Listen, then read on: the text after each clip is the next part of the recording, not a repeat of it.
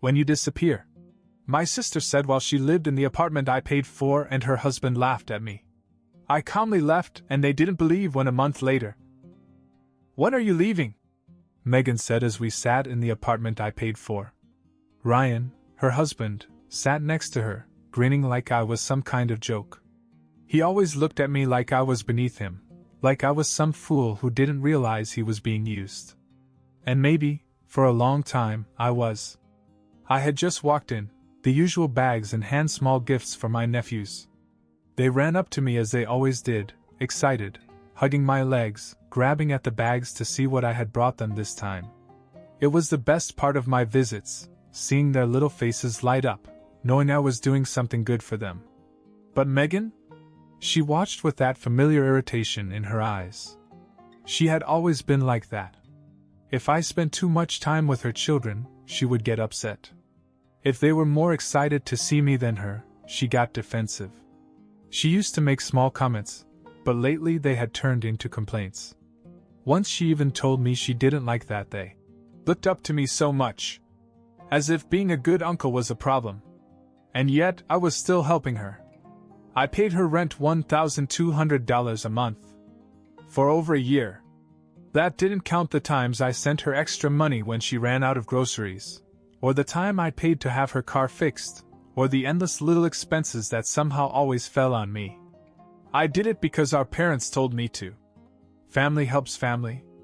And since I was doing well financially and they weren't, I should step up. So I did. And now, after it all the money, all the favors, all the times I showed up when they needed me, she sat there, comfortable in the house I paid for, acting like my presence was an inconvenience. Ryan, still grinning, sat back and enjoyed the show. He had never respected me. To him, I was a loser, a pathetic guy who wasted his money on someone else's family while they laughed behind my back. Something inside me shifted. I had tolerated it for too long. I put down the bags for the kids and looked straight at Megan. If I'm bothering you so much, I'll leave. She scoffed, rolling her eyes like I was being dramatic. But Ryan, he laughed. Not a polite laugh, not an awkward laugh, he really laughed. Don't forget the bills next week. Megan called as I grabbed my keys. Ryan grinned. Yeah, don't forget. I paused at the door and turned back to them. Oh, don't worry, I said. I remember everything. And then I walked out. They didn't believe me. Not when Megan texted me the next week about the rent, and I ignored her. Not when she tried to call, and I let it ring. Not when she sent another message, this time pretending to be nice, saying she just wanted to talk. For 3 weeks I was silent. I never showed up, never answered, never sent a dime. Then, on the 4th week, at our mother's birthday dinner, everything finally exploded. I hadn't seen Megan or Ryan in almost a month. Ignoring their texts had felt weird at first, but by the 2nd week, it felt good. Freeing. I had spent years being the reliable one, the one who showed up, the one who helped. Now, for the first time, I was letting them figure things out for themselves. And I knew they were struggling. Megan's messages had changed over time. At first, she would ask for the money as if it were a scheduled payment. Then she tried guilt by bringing up the children dash. I thought you loved your nephews? When that didn't work, she got angry dash. You can't just cut off family like that, Clayton. You owe us. But I didn't owe them anything. I expected her to lose it eventually, but I didn't expect it to happen at our mother's birthday dinner. The whole family was there, our parents, our aunt and uncle, some cousins. It was supposed to be a peaceful evening, but the moment Megan saw me, her expression turned cold. I barely had time to sit down before she leaned over and hissed, "Can we talk? Now?" I didn't want to make a scene, so I nodded and followed her to the side of the room. Ryan stayed at the table, watching as if he already knew what was coming. Megan didn't waste any time. "Rent's due tomorrow, Clayton. You know that." I stared at her. "Yes." "So?" Her jaw tightened. "And you didn't send the money last month?" "What the hell?" I kept my voice even. "I told you I was done." She blinked, as if she hadn't really processed what I'd said. "You what?" I'm done, Megan. I'm not paying for you anymore. Her face twisted in shock, then anger. Are you serious? You think you can just cut us off? We have children, Clayton. I crossed my arms. Then maybe you and Ryan should figure out how to support them yourselves. I had never seen her look at me with such pure anger. Wow. So this is who you are, huh? You act like you're this great uncle, but when it comes down to it, you just disappear. Just like I knew you would. I shook my head. I didn't disappear. You pushed me away. Before she could say anything else, our dad called from across the room. Hey, what's going on over there? Megan didn't even hesitate. Clayton refuses to help us anymore. She said loud enough for everyone to hear. The table fell silent. Our mom looked confused. What do you mean? Megan turned to her, her voice full of frustration. He knows we can't afford the rent without him. He just cut us off without warning us. I almost laughed. I warned you. When you told me to leave. That's when our dad's face darkened. Clayton, why would you do this to your sister? I looked at him, waiting for him to ask the right question, waiting for him to ask why I had stopped. But he never did. Megan continued. I mean, I understand if he needed a break or something. But to completely abandon us? That's just cruel. Ryan, still at the table, finally chimed in. It's actually embarrassing, man. You act like you're better than us, but at the end of the day you're just a selfish asshole. I clenched my jaw, but before I could answer, our Uncle David spoke up. Wait a second. Are you telling me that Clayton has been paying your rent all this time? Megan hesitated. I mean, he helps out, yeah? David scoffed. Helps out? He paid everything, didn't he? Now everyone was looking at Megan and Ryan differently. Our Aunt Linda shook her head. Jesus, Megan. You've been living off your brother while pretending it's his job? Megan's face flushed. It's not like that. Then what is it like? David shot back. I remained silent and let them have it. Ryan, clearly feeling cornered, decided to change tactics. Look, it's family, okay? This is what you do. You help each other. It's not like Clayton's strapped for cash. He could afford it. Linda turned to me. Is that true? I exhaled. I could afford it. But that's not the point. Dad, now annoyed, waved his hand. All right, enough. Clayton, just help them a little bit more. We can figure something else out later. I shook my head. No. Megan's mouth dropped open. You're really going to do this? You're really going to let us get kicked out? I looked her in the eye. It's not my problem anymore. And just like that, the room exploded. The moment I said those words, Megan lost it. You're a selfish man, Clayton, she practically screamed, her voice cutting through the room. After everything, you just turn your back on us? Ryan stood up and shook his head with that smug, condescending look I'd gotten used to. Man, I knew you were weak, but this is low. You act like you're some great guy, but the second your family actually needs you, you bail. I laughed under my breath. Actually needs me? You needed me for over a year, Ryan. But you sure as hell never acted grateful for it. Megan scoffed. Oh, so now you want to thank you? That's what this is about. You want me to grovel? Fine. Thank you, Clayton. Thank you for helping your sister, for being a decent human being. Now, can you stop acting like a dramatic little dash? David cut her off. Megan, stop. You're sounding ridiculous. She whipped around to glare at him. Excuse me? David shook his head, clearly done with the whole act. You don't get to talk about Clayton like that when he's been carrying your damn household for over a year. You and Ryan are two grown adults, and you've relied on him like he was your personal ATM. And now you're pissed off because he finally grew a backbone? Linda nodded in agreement. You have 2 kids, Megan. What's your plan if Clayton isn't around? Just expect someone else to step in and save you? Megan's face turned red. We had a plan, Ryan mumbled. We just needed a little more time. A little more time? I repeated, now looking directly at Ryan. You laughed at me all the time, acting like I'm an idiot for helping. But now you expect me to feel sorry for you? Ryan's eyes darkened. Watch yourself, man. I tilted my head. Or what? He clenched his jaw but didn't say anything. He wasn't used to me talking back. I'd let so much slide over the years, swallowing my frustration, telling myself it wasn't worth the fight. But I was done with that. Our dad, clearly uncomfortable with the whole thing, finally spoke up. Clayton, I don't know what's going on between you and your sister, but this is neither the time nor the place. I looked at him. You really don't know what's going on? Or you just don't want to admit it? His expression hardened. Family doesn't turn its back on each other. And yet, when Megan treated me like garbage for years, you never said a word. That hit something, because he looked away. Megan let out a bitter laugh. Wow. So now I'm the bad guy, huh?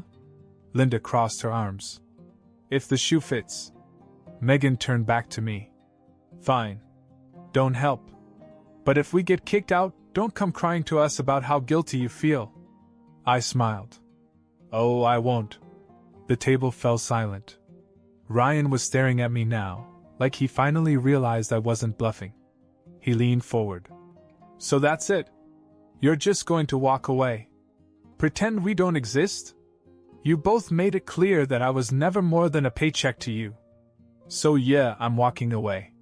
Megan's face contorted with rage. You're such an asshole. I shrugged. Maybe. But at least I pay my own rent. That's when Ryan snapped. 1 second he was sitting there, and the next he was lunging at me. Ryan lunged at me, swinging his fists, as if he actually thought he could knock me down. It was pathetic. The guy was fighting like someone who had never been in a real fight before, wild, uncoordinated, all anger and no skill. I barely had to move to avoid his first punch.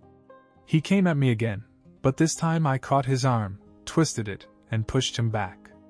He stumbled, knocking over a chair and almost taking the tablecloth with him. You really want to do this, Ryan? I asked, shaking my head. Go ahead. But you'll regret it. Megan was already screaming. Stop it, both of you! But Ryan wasn't done. He stood up again, red in the face, and charged again. I let him come, then stepped aside at the last second. His own momentum sent him right into the table, knocking over a plate and almost losing his balance. Before he could turn around, I grabbed his arm, drove my fist into his gut, and watched as all the air left his body. He fell to his knees, gasping for breath. You son of a bitch! He panted. I stepped back. Stay down, Ryan. You're embarrassing yourself. Megan ran to him and knelt beside him as if I had just committed a crime. Ryan! Are you okay? He tried to look at me, but he was still struggling to catch his breath. Then my dad stood up. Enough! I turned to him, waiting for him to say what everyone else in the room knew, that Ryan had started it. That Megan and Ryan had treated me like garbage for years. That it wasn't my fault. Instead, he looked right at me. Get out, Clayton. I blinked. Are you serious?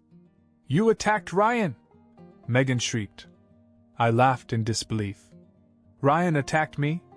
I was just defending myself. Dad didn't listen.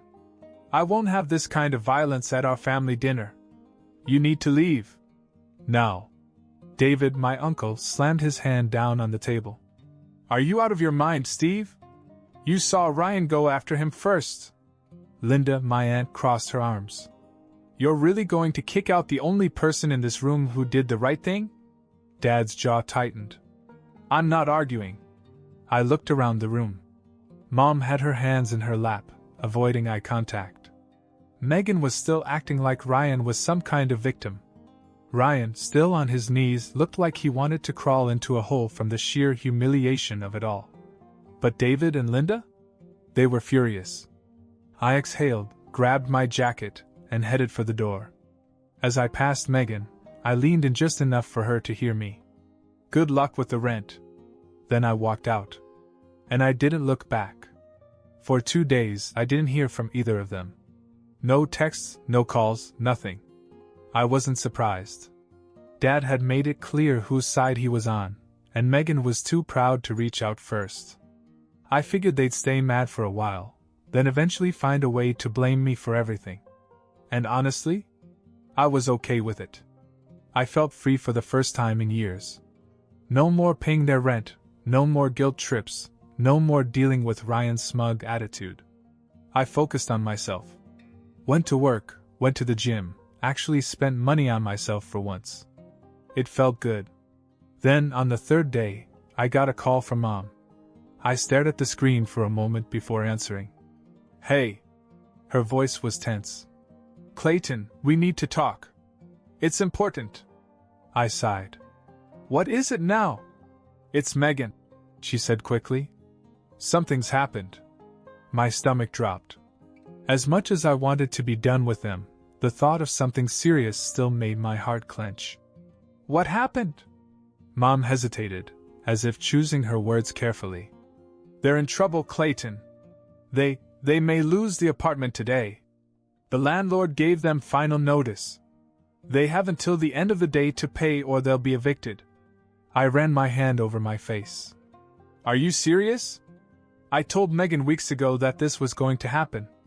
"I know," Mom said. "But it's not just her. The kids, Clayton. They don't deserve this." I clenched my jaw.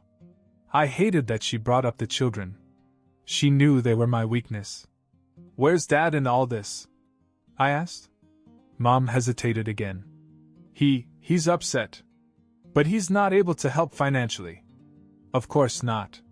Dad was always quick to defend Megan, but when it came to actually helping her, he was suddenly useless. "Clayton, please," Mom said. "If you can just help this one last time, just to keep her from losing her home dash." I sighed, already feeling the weight of this pressing down on me. "Fine. I'll talk to Megan." Mom sounded relieved. "Thanks.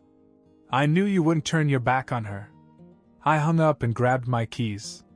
As much as I wanted to stay out of it, the thought of my nephews losing their home was too much.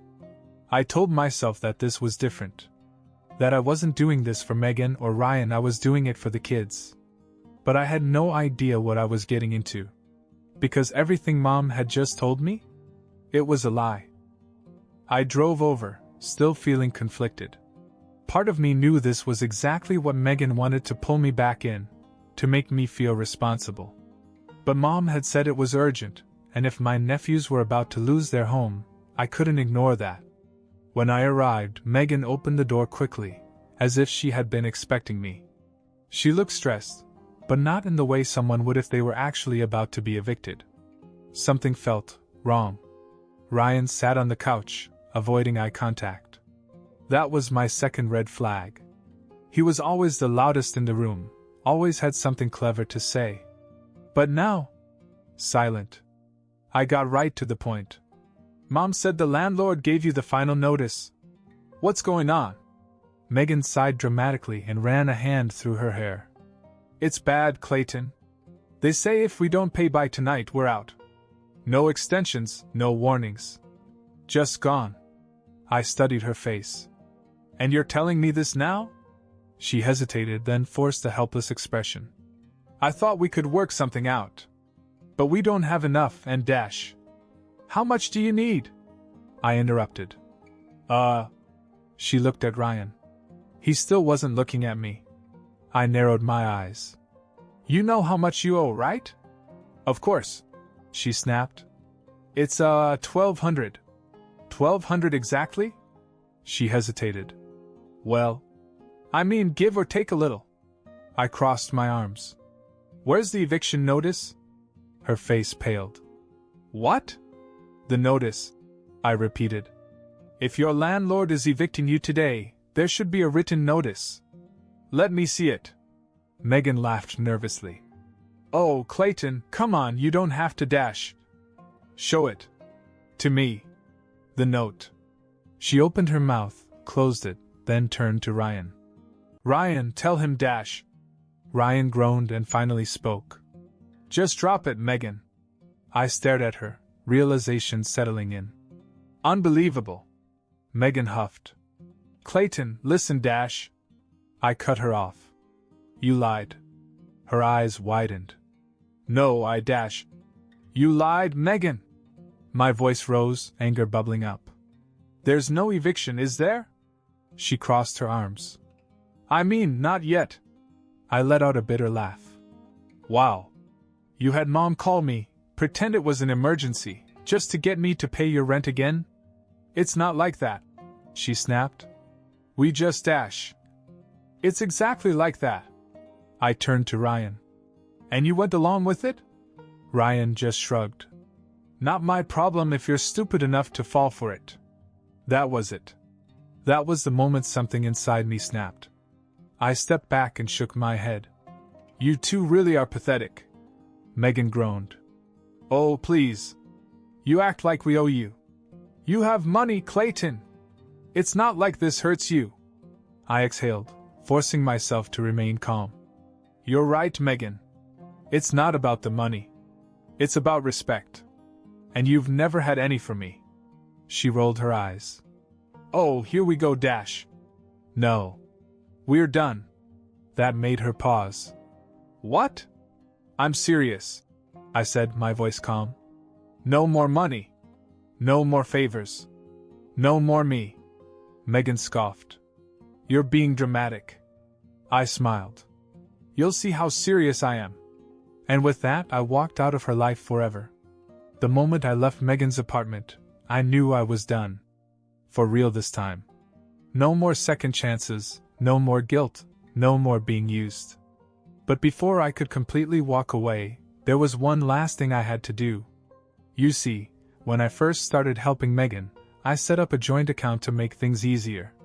It was in my name, but she had access to it so she could pay the rent directly. I had stopped putting money into it weeks ago, but I hadn't actually closed it. So the next morning I went straight to the bank and withdrew every last cent from that account. There wasn't much left, maybe a few hundred, but it was mine. I transferred it back to my personal account and closed the joint account completely. Megan must have realized something was wrong pretty quickly, because when I got home, she blew up my phone. I didn't answer it. She texted, "Did you take the money?" "What the hell, Clayton?" Then another. "You had no right to do that. That was our account." And another. "You're such a selfish asshole. I hope you know that." I read them all and then blocked her number. Ryan tried next. Called me 5 times in a row. Left a voicemail that started out calm but quickly turned into him berating me. I deleted it without listening to the rest. Then Mom called. I hesitated before answering. "Clayton," she began, her voice softer than usual. "Your sister is upset." I laughed. "Yeah, I bet she is. Did you really take all the money out of the account?" "Sure did." She sighed. "Was that really necessary?" "Mom, I was done helping her. And I made that very clear. But now they don't have enough to cover next month's rent," she said. "Not my problem," I said simply. There was a long pause. Then she said quietly, "You really mean that, don't you? For the first time in my life?" "Yes. I do." She didn't argue after that. Maybe because she knew there was nothing more to say. 2 months passed. Megan and Ryan didn't make it. Without my money, they couldn't keep up with the rent, and eventually they had no choice but to move back in with our parents. I didn't get all the details, I didn't talk to them anymore, but I heard enough from David and Linda to know it had been a disaster. Megan hated it. She hated that she had lost control, hated that I had been the one to leave, hated that she was back home instead of living in her apartment. And Ryan? From what I heard, he was unhappy too. David called me one day, laughing. "You finally did it," he said. "You finally stopped being the family punching bag." I smiled. "It feels good, honestly." "It should," he said. "I'm proud of you." It meant more than I expected. The only thing that still bothered me were my nephews. They were cool kids. I missed seeing them, I missed bringing them little gifts, I missed how excited they got when I walked through the door. But I knew Megan. She wouldn't let me see them. She'd rather punish them by cutting me out than admit she was wrong. That part was bad. But it wasn't enough to make me go back. Because for the first time in a long time, I was free. And I wouldn't give that up for anything.